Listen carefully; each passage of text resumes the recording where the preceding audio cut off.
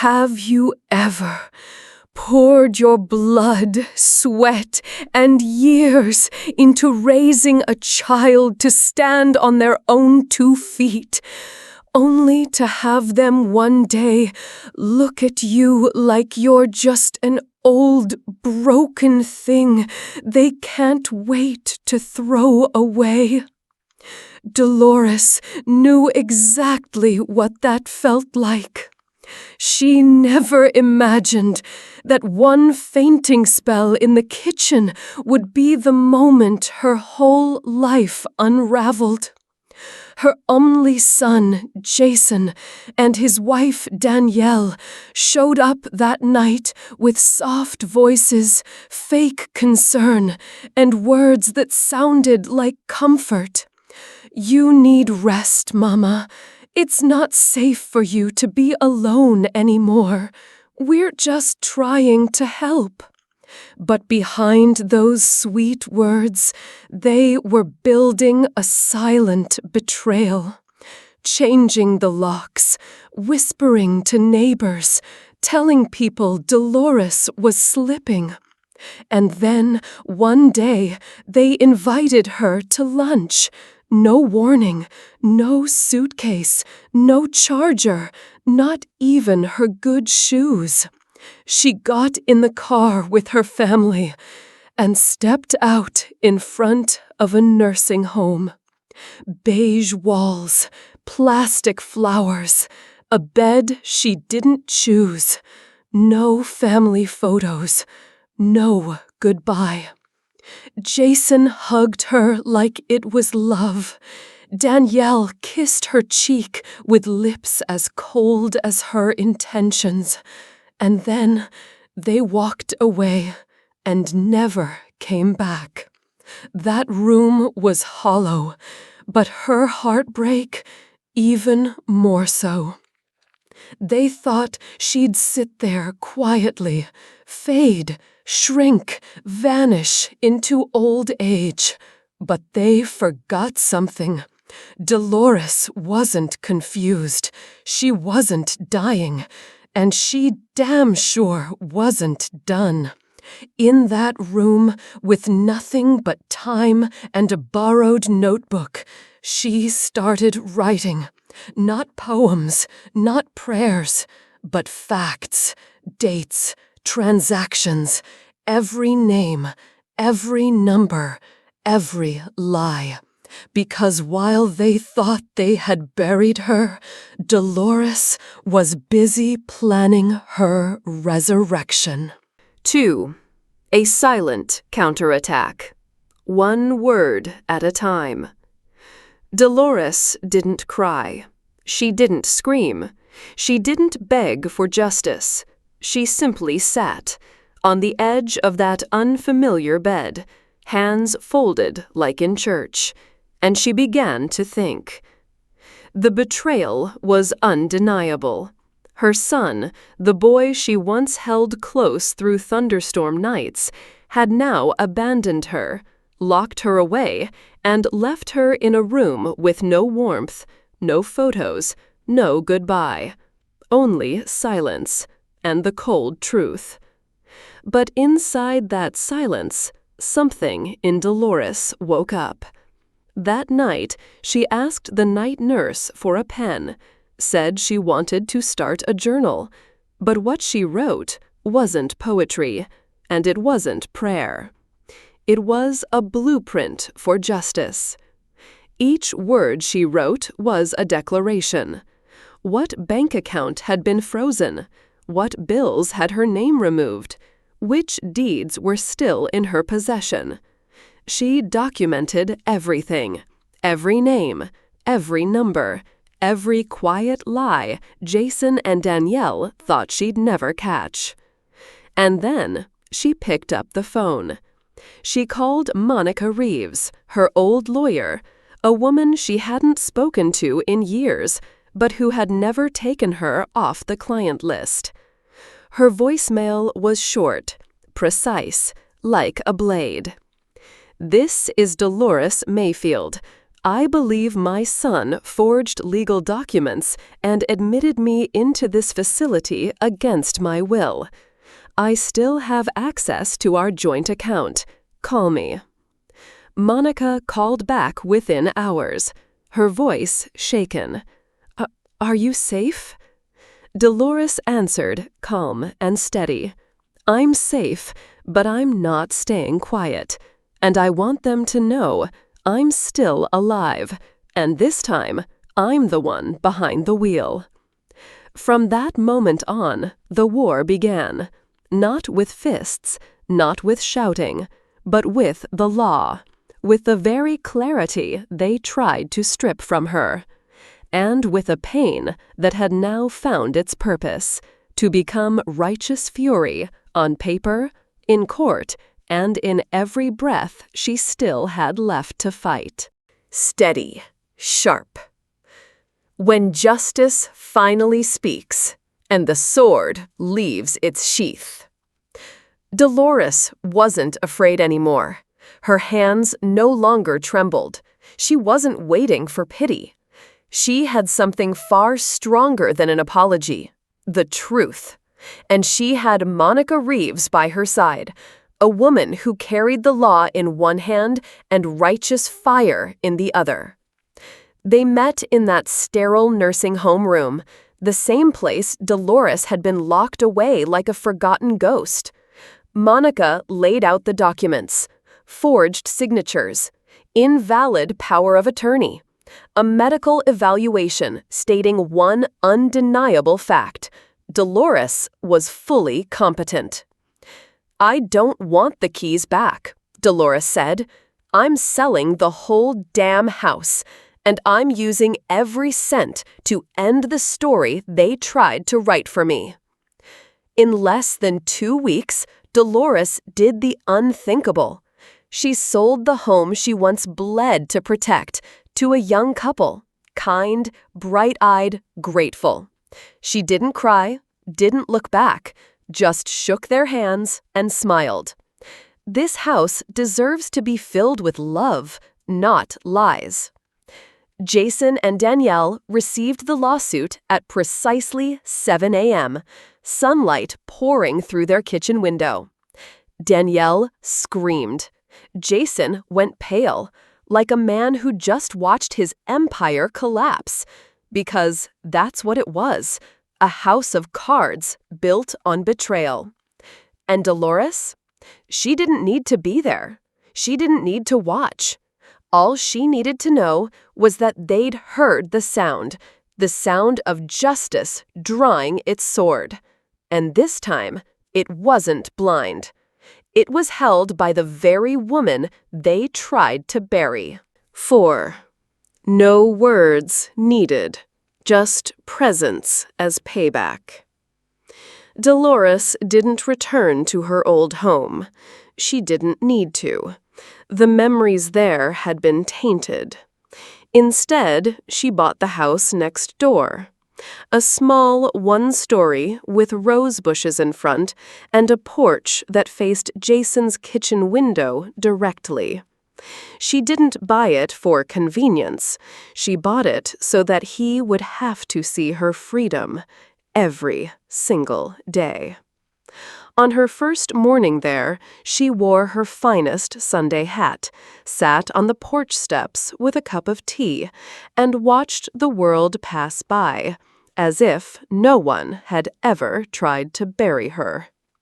Jason stepped outside, trash bag in one hand, eyes heavy. He froze when he saw her, then quietly turned around and walked back in. Dolores smiled, not out of spite, not from revenge, but because he earned this silence.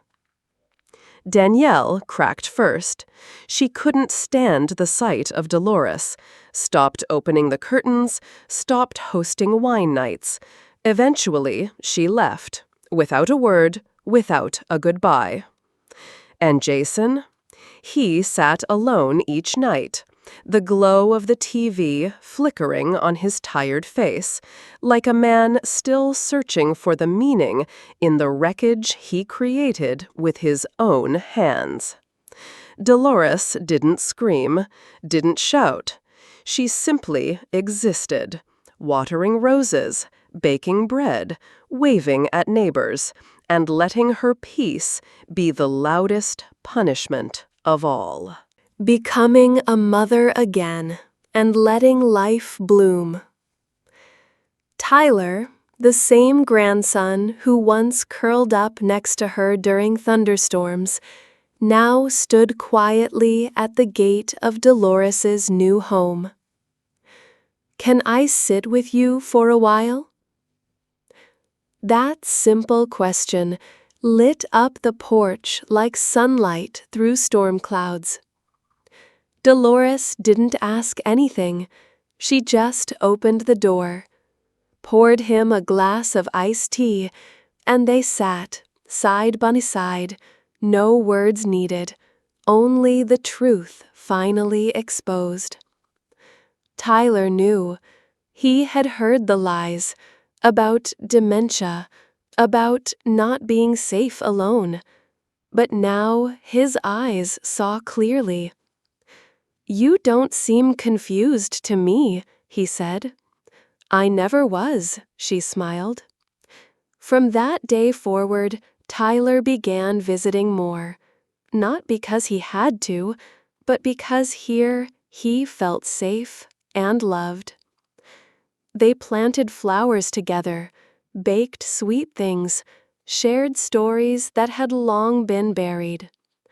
Dolores told him about his grandfather, about a time of struggle, yes, but also deep, enduring love.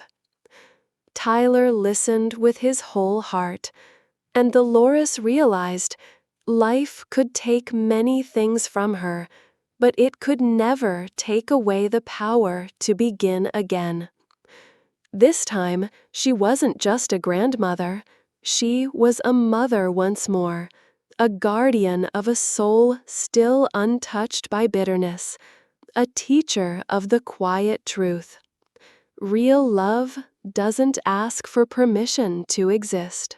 Not a dime, calm, not pathetic. Main emotion, steel, rational, painful but lasting. Not a dime for the son who sold her out. Dolores didn't write her will in tears. She wrote it with survivor's hands, with the weight of betrayal behind every stroke, and with a clarity Jason never believed she still had. In her quiet little living room, she sat beside attorney Monica Reeves, a blank page in front of her. Every line, every clause, every signature, not written for revenge, but to restore justice. Jason, the same man who once called her a burden, was left with nothing. No inheritance, no second chances. Because if you forged her name, you don't deserve to have it on her estate. The home Dolores bought with her freedom would go to Tyler once he turned 21, along with a trust fund to cover school, living expenses, and every dream he dared to chase, the only one who never turned his back on her. And the rest? It went to the Mayfield Legacy Grant, a fund created to support older women cast aside by their own families, women treated like disposable baggage, but still brave enough to rise again. Dolores never told Jason. She didn't have to. He found out when he asked Monica for a copy of the estate. He called, furious. "Is it true you cut me out of the will?" She answered calmly, like glass too still to ripple. "No, you cut yourself out the day you signed my life away and left me in a nursing home." Then she hung up. No rage, no tears, just closure. When one woman stands up, a whole generation feels seen. Dolores stepped onto the small seminar stage. No blinding lights, no dramatic music, just rows of women, most over 60, their eyes carrying wounds that never had names. She didn't read from a script. She didn't sugarcoat. She spoke as if from her kitchen table. About the day her son took everything, about forged signatures, about the cold nursing home room and the empty teacup. Then she told them how she rose again, not with strength in her legs, but with a heart that refused to die quietly. "They'll call you a burden," she said. "They'll laugh at your weakness. But sisters, don't let anyone define you by your age. We are not fading. We are not fragile. We are simply gathering strength to rise." The room went silent. Then the applause came, thunderous and endless. Afterward, a trembling woman held Dolores's hand, tears running down her cheeks. "Thank you for reminding me I'm not crazy, that I'm not invisible, that I still matter." Dolores embraced her and whispered gently, "Peace, my dear, is the greatest revenge." The end was just another name for a beginning. Jason left, just like he once left his mother, quietly, without a word, without a goodbye. No moving truck, no hugs, no redemption. Just a faded for sale sign, tilted by the wind, and a dusty car rolling down the street, as if even it felt ashamed. Dolores sat on her porch, a warm cup of jasmine tea in her hand. Her eyes didn't follow. She didn't need to see him leave to know she had already won. Tyler stepped out, carrying 2 fresh muffins. "He's gone," he said. Dolores nodded slowly. Sometimes people leave because they know they can't control the story anymore. She didn't feel triumphant. She felt peace. A kind of peace that doesn't come from revenge, but from no longer having to fight just to breathe. This little house had once been a shelter. Now it was a home.